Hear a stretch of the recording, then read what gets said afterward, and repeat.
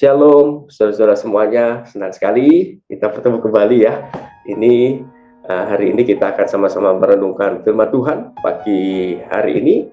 Dan topik kita ini seperti kata Pak Gembala ya, ini lanjutan dari yang kemarin, dari Mazmur 37. Jadi bagiannya orang benar, ini adalah bagian yang kedua. Nah, nanti kita buka kembali di dalam Mazmur 37. Nah, Mazmur 37 ini Mazmur yang ditulis oleh Raja Daud ketika dia sudah berusia cukup lanjut, cukup tua. Ya, jadi ini merupakan, boleh dibilang Mazmur ini hikmat, gitu, seperti Amsal, gitu ya. Jadi kebijaksanaan Raja Daud selama dia itu bergaul intim dengan Tuhan, dan di tengah-tengah pergaulan intimnya dengan Tuhan itu dia terapkan apa yang ia dapatkan dari Tuhan, dan dia mengerti hatinya Tuhan.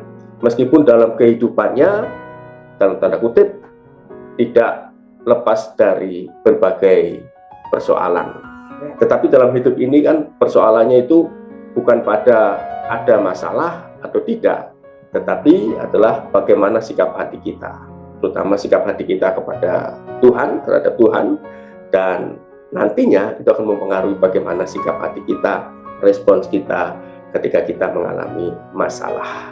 Nah, terima kasih Pastor Agung, tadi lagunya, dua lagu terakhir itu, wah, itu digerakkan Roh Kudus mengenai Bapa, dua-duanya, Bapa yang kekal, Bapakku yang baik.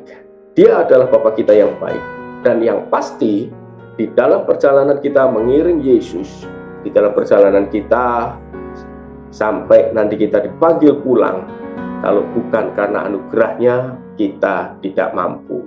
Kalau bukan karena tuntunannya, kita tidak mampu. Dengan kekuatan sendiri, kita tidak mampu. Nah, topik kita hari ini adalah bahagiannya orang benar, bagian yang kedua. Nah, kalau kita baca di dalam Mazmur 37, nanti saya akan bukakan buat rekan-rekan sekalian. Itu topik utamanya sebenarnya adalah kebahagiaan orang fasik semu. Nah, ini dia ya. Nah, kebahagiaan orang fasik semu. Ada 3 kata, ada 4 ya. Ya, kebahagiaan. Nah, setiap orang ingin memiliki kebahagiaan di dalam hidupnya. Lalu yang kedua, orang fasik. Nah, orang fasik ini siapa? Orang fasik itu bukan berarti orang yang tidak punya agama secara KTP, ateis ya, belum tentu. Ya, kalau ateis ya bisa jadi, ya ateis itu tindakannya bisa jadi fasik ya, karena dia sendiri tidak mengakui adanya Tuhan. Tetapi orang yang secara KTP itu ada agamanya, bisa agama A, B, C, atau bahkan agama Kristen sendiri, bisa juga tergolong orang fasik. Wah, ini hati-hati ya. Jadi orang fasik itu apa? Orang fasik itu orang-orang yang pemikirannya dan kehidupannya tidak berpegang pada ajaran firman Tuhan, pada etika kehidupan. Itu orang fasik. Dia tidak punya value, tidak punya nilai yang baik. Sehingga demi untuk mendapatkan apa yang dia inginkan, dia akan menerabas berbagai aturan. Tindakannya itu mau nyakitin orang lain, terserah. Ya, mau bertindak apapun, terserah. Nah ini agak keras. Karena saya dapat pengertian bahwa orang fasik itu bukan berarti orang di luar Kristen itu fasik. Belum tentu. Orang Kristen berbuat fasik juga bisa. Nah, bangsa Israel zaman dulu, ya, itu tuntunan Tuhan luar biasa sebenarnya. Tapi Tuhan marah. Ya, waktu kemarin kan beberapa waktu lalu kita baca di dalam BRF itu kan Yeskiel itu ya. Itu kita lihat betapa kemarahan Tuhan itu luar biasa. Tuhan begitu cemburu, Tuhan marah. Ya kan? Karena apa? Mereka meskipun di bawah tuntunan Tuhan, tetapi tindakannya itu bahkan Tuhan bilang lebih jahat dari orang-orang yang di luar Israel waktu itu. Mereka mempersembahkan korban kepada berhala. Ya, ada tuntunan Tuhan loh, tapi masih mempersembahkan korban di bukit pengorbanan. Anaknya dikorbankan, berzina, dan lain sebagainya. Fasik. Itu. Nah, teman-teman, meskipun kita di dalam Tuhan Yesus hidup di bawah kasih karunia, tapi tetaplah kita di dalam kasih karunia. Ya, kebahagiaan orang fasik. Lalu yang keempat adalah semu. Semu itu tidak nyata. Nampaknya orang-orang yang bertindak di luar firman Tuhan, di dalam pekerjaannya, dalam bisnisnya, melakukan berbagai cara, itu nampaknya kok sepertinya bahagia ya. Nah, ini yang kemarin kan, yang beberapa waktu lalu, nampaknya hidupnya kok enak ya. Bisa nyeleb duit orang, bisa korupsi, bisa nyogok, gitu ya, dan berbagai hal lah dia lakukan. Bisa dalam tanda kutip kesenangan-kesenangan duniawi, bebas, gitu. Nampaknya bahagia. Tapi firman Tuhan bilang apa? Di dalam Mazmur 37 judulnya itu semu. Nah, di dalam Yesus kebahagiaan sejati, sukacita. Ya, yuk kita akan baca. Saya akan bukakan buat teman-teman. Kemarin waktu yang pertama kita sudah baca Mazmur 37 ayat 1 sampai 11. Nah, ini kita lanjutannya. Wah, bentar ya. Nah, ini saya senang nih pembahasan ini ya, karena ini Amsal dari hamba Tuhan yang tidak main-main nih, hamba Tuhan luar biasa, yang teruji. Ya, saya kecilkan sedikit. Nah, ayat 12 sampai 13 dulu. Kemarin sampai ayat 11 kan ya, baca dulu dari ayat 11. Tetapi orang-orang yang rendah hati akan mewarisi negeri dan bergembira karena kesejahteraan yang berlimpah-limpah. Dan kegembiraan yang sejati ini, kesejahteraan yang berlimpah-limpah. Lalu masuk ayat 12. Nah, orang fasik merencanakan kejahatan terhadap orang benar dan menggertakkan giginya terhadap dia. Tuhan menertawakan orang fasik itu sebab ia melihat bahwa harinya sudah dekat. Nah, tadi kita sudah tahu nih orang fasik itu apa ya. Jadi fokusnya itu bukan pada Tuhan, fokusnya pada keinginannya sendiri, pada dagingnya sendiri, sehingga dia melakukan berbagai cara. Nah, kita sebagai anak-anak Tuhan yang sudah seharusnya hidup di dalam kasih karunia-Nya dan hidup berdasarkan nilai-nilai kerajaan Allah, tentu saja di dalam pekerjaan, di dalam bisnis, itu kadang-kadang kita bertemu dengan orang-orang yang seperti ini, tidak berpegang pada nilai. Bisa rekan bisnis kita, bahkan juga bisa atasan kita. Tetapi konteksnya hari ini kita bukan menghakimi, ya, termasuk tetangga kita bukan menghakimi ya, terus kita bilang, wah fasik loh, dia orang fasik, tidak boleh. Kita bukan tipe orang yang kofar kafir gitu ya, mengkafir-kafirkan orang, memfasik-fasikan orang, enggak. Kofar kafir itu hanya Tuhan. Ya, kita nggak menghakimi ya, oh, fasik, orang fasik, enggak, bukan menghakimi. Tetapi konteksnya adalah terhadap beberapa tindakan fasik lah, kalau kita tidak bicara orangnya, tapi tindakannya yang fasik.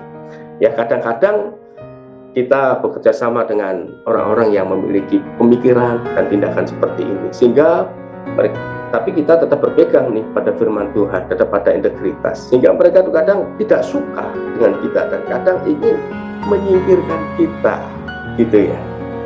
Atau yang kedua, kita lihat mereka bertindak fasik, kalau hidupnya enak, ya, sehingga waduh, kalau kita tidak berpegang pada firman Tuhan dan tidak ngerti benar-benar, seolah-olah nanti sukacita kita bisa tercuri dan kita bisa condong ke arah sana, kok enak ya, gitu ya. Nah, ini yang perlu kita lihat. Saya ada satu cerita nih, beberapa waktu yang lalu saya ditelepon oleh ya sebuah institusi lah untuk memberikan pelatihan kepada seluruh karyawannya. Ini institusi ternama dan sudah deal, sudah oke, DP sudah dibayar. Nah, beberapa hari sebelum saya berangkat itu salah seorang bukan petinggi lah, saya nggak bilang petinggi, tapi pokoknya orang dalamnya itu waktu itu WA saya, dia bilang gini, Pak, ini kan Bapak lolos, Bapak deal, nanti saya kasih persentase dong, gitu. Nah, nah waktu itu memang materi yang mereka undang saya untuk saya ajar adalah mengenai motivasi, mengenai value, atau mengenai nilai. Dia minta persentase.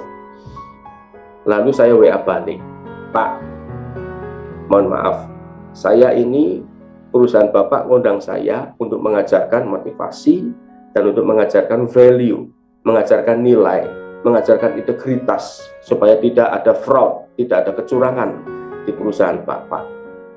Kalau saya memberikan itu persentase kepada Bapak, berarti Bapak sudah tidak layak lagi ngundang saya. Orang Bapak undang saya untuk saya ngajar itu. Tapi kalau saya melakukan, berarti percuma. Saya nggak usah diundang berarti kalau saya melakukan itu. Saya bilang gitu. Ya, terus saya bilang, oh iya Pak, maaf Pak, maaf. Iya, saya bilang. Saya pikir nggak usah diundang, nggak apa-apa. Karena ini integritas. Ya percuma ngundang saya untuk ngajar integritas, ngajar value. Tapi saya sendiri untuk memenangkan tender proyek itu saya nyokok. Ya, tetapi saya pikir ya sudah. Situ mau duit kan, saya bilang gini, ya sudah, tetap saya kasih, tapi bukan persentase, tapi nilainya sekian, dan terkutip, ya nilainya sekian, tapi ini bukan sogokan, karena Bapak minta, dianggap Bapak butuh, saya kasih. Tetapi konteksnya, saya lolos bukan karena nyokok ini, saya bilang.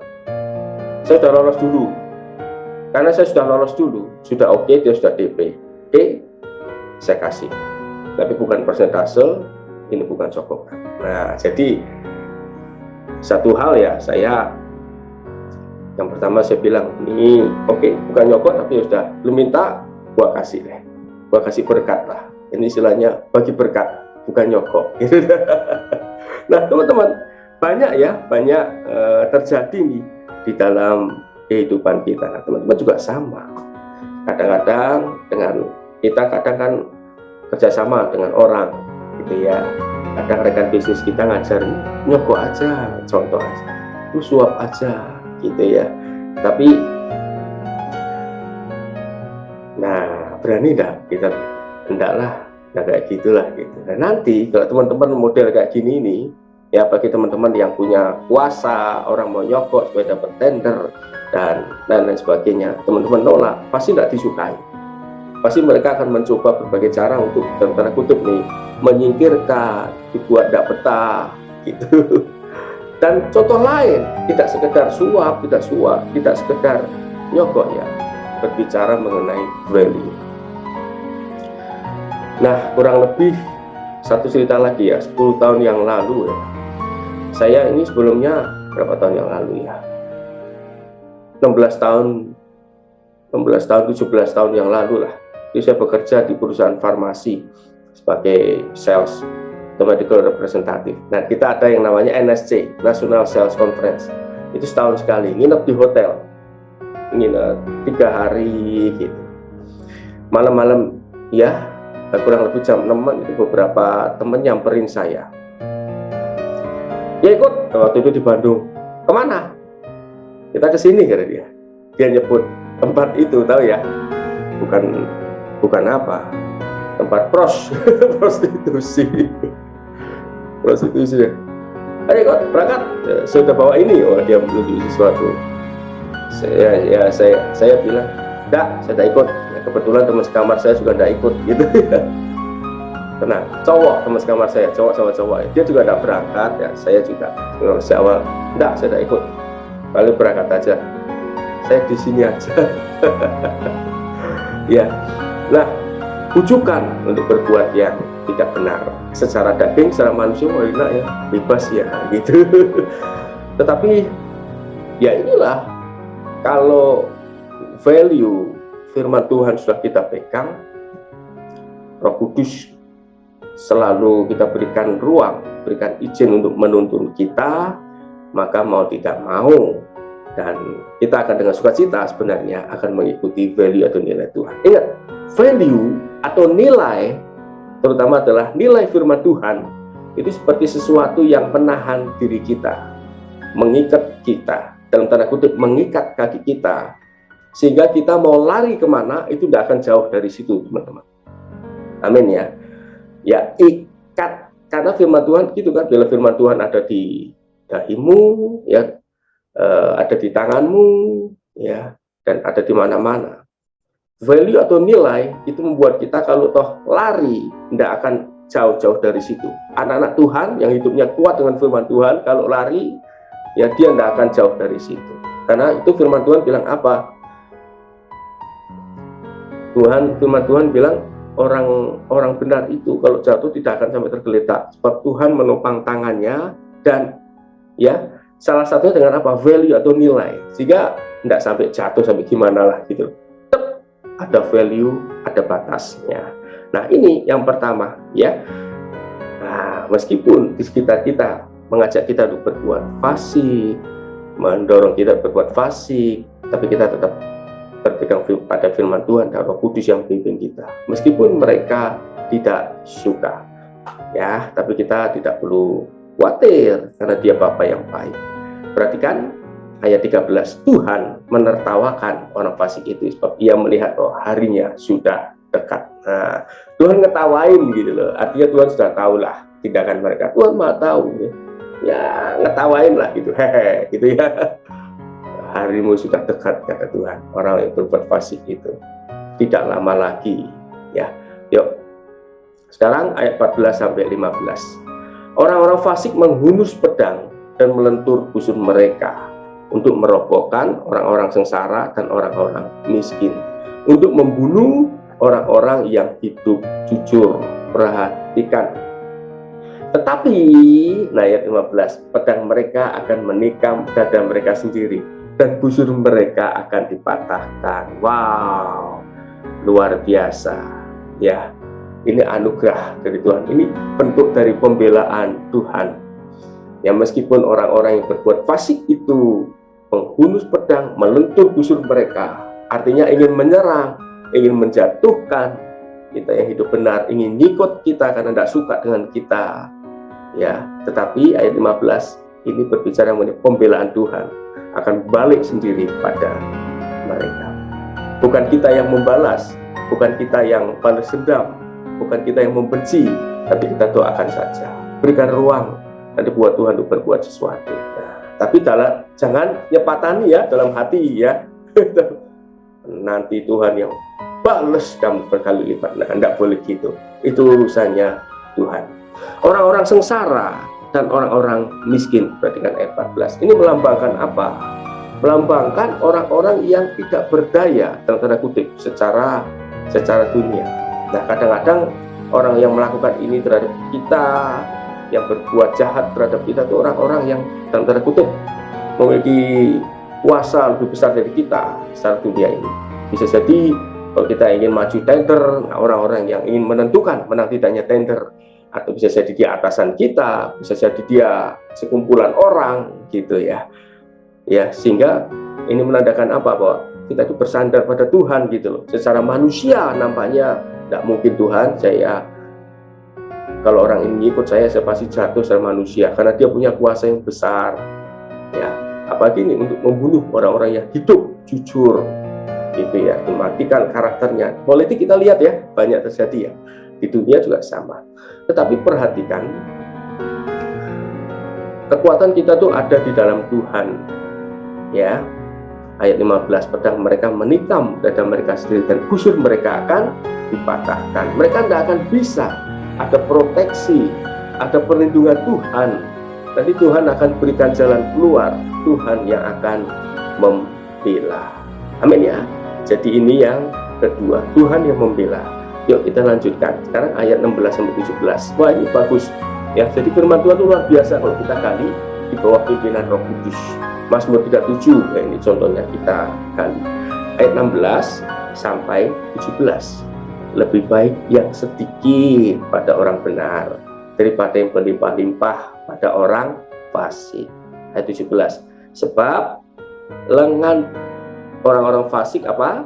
Dipatahkan.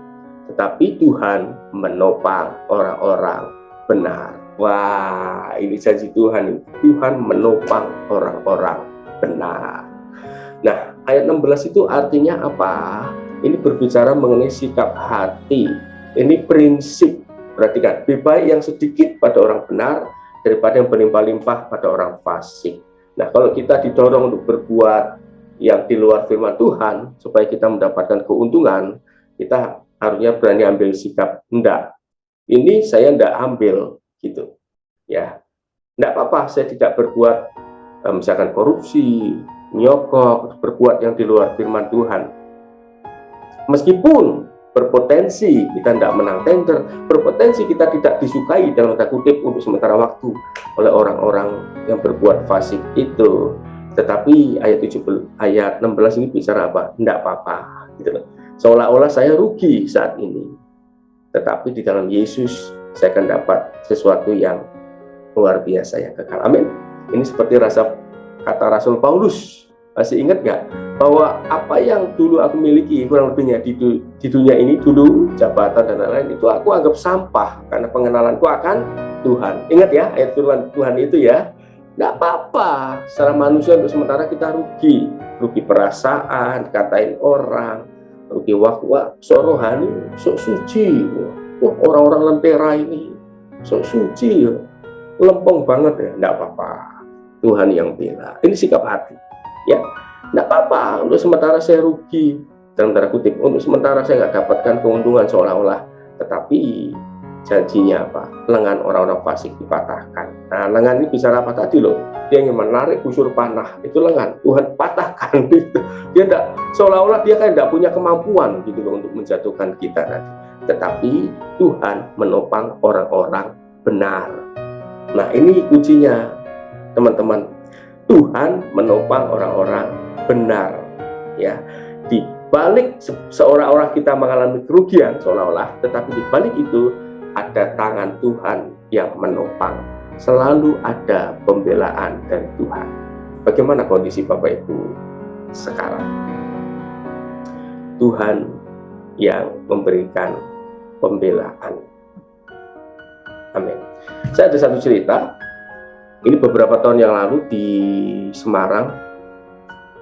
Jadi tetangga itu, mama papa saya tinggal di Semarang, di rumahnya ada tetangga yang tidak suka. Jadi singkat cerita beberapa tahun yang lalu, jadi itu ada tantenya juga tinggal di situ. Tantenya tuh ngompor-ngomporin, tapi dia tidak domisili di situ. Sampai akhirnya papa mama saya yang sudah sepuh itu, dia orang itu mendatangkan preman, teman-teman. Jadi preman itu masuk ke rumah orang tua saya. Jadi sudah kakek nenek gitu, umur 70 tahun kan papa saya waktu itu, 13, mama ya 60-an juga. Didatengin 4 orang preman, dia ancem-ancem gitu. Waduh, ya sudah, ya kita berdoa gitu ya. Nah, tetangga juga akhirnya datang menolong dan mengusir preman itu. Tetangga loh, datengin preman. Dan singkat cerita akhirnya tetangga tidak suka, RT-nya tidak suka, akhirnya tantenya itu dicek KTP-nya dan domisilinya. Ibu domisili di sini nggak? Enggak. Kok tinggal di sini? Ibu siapanya? Tantenya. Akhirnya dalam tanda kutip diusir dari kampung itu. Bukan nyukurin, tapi ya sudah. Ini pembelaan Tuhan, gitu ya. Tapi ya dalam hati kita mau syukur, mau gitu, tapi kita janganlah. Nanti Tuhan tidak berkenan. Nah, tadi kata pastor aku dari doanya, perkenanan Tuhan. Tapi konteksnya bukan nyukurin ya, syukur loh, enggak. Tapi ini pembelaan Tuhan, doa. Ya kita beberapa kerja di kantor, punya perusahaan, doa apapun yang terjadi, ada pembelaan Tuhan di situ. Ya, oke. Sekarang kita ayat 18 sampai 19. Ya, kita sampai ayat 26 aja. Kalau sempat, enggak sempat ya sampai 20. Ayat 18 sampai 19. Tuhan mengetahui hari-hari orang yang saleh, dan milik pusaka mereka akan tetap selama-lamanya. Mereka tidak akan dapat malu pada waktu kecelakaan, dan mereka akan menjadi kenyang pada hari-hari kelaparan. Perhatikan ayat 18. Tuhan itu mengetahui hari-hari orang-orang yang saleh. Tadi ada orang fasik, orang benar, dan orang saleh. Ini satu. Orang benar, orang saleh. Orang benar, orang salah itu orang yang dibenarkan di dalam Tuhan. Sudah dibenarkan karena Tuhan, maka dia hidup di dalam nilai-nilai kebenaran itu. Jadi bukan kebenaran karena kita sendiri, ya. Orang benar dan orang saleh, Tuhan itu mengetahui, bukan tahun-tahun, bukan bulan-bulan lagi, hari-harinya. Jadi keseharian teman-teman itu Tuhan tahu kesulitan yang teman-teman alami, dia tahu, dia tidak tinggal diam, gitu loh. Ya, dia ngerti apa yang teman-teman hadapi, ya.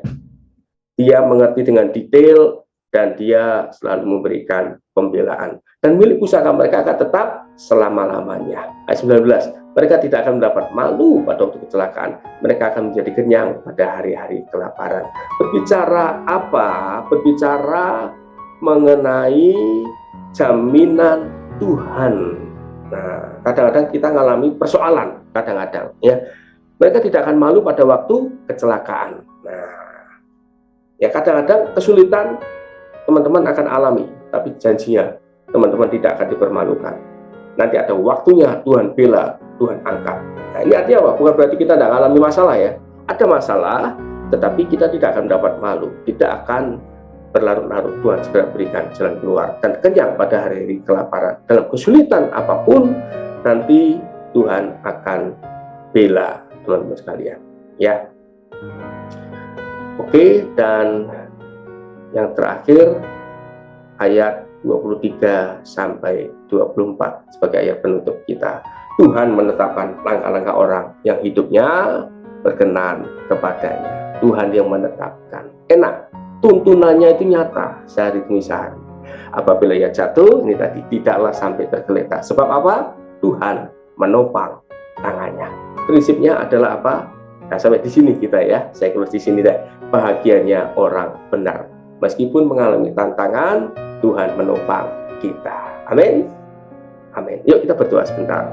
Bapa, kami ucap syukur buat hari ini. Kami belajar dari firman Tuhan yang ditulis oleh hamba-Mu Raja Daud. Tuhan, betapa luar biasa hikmat yang dari Engkau itu mengajarkan kami bahwa apapun yang terjadi, kami tetap hidup di dalam Engkau. Engkau yang memampukan kami, bukan kekuatan kami. Engkau pembela kami, Engkau yang menopang kehidupan kami. Terima kasih. Dalam nama Tuhan Yesus kami ucap syukur dan berdoa. Haleluya. Amin.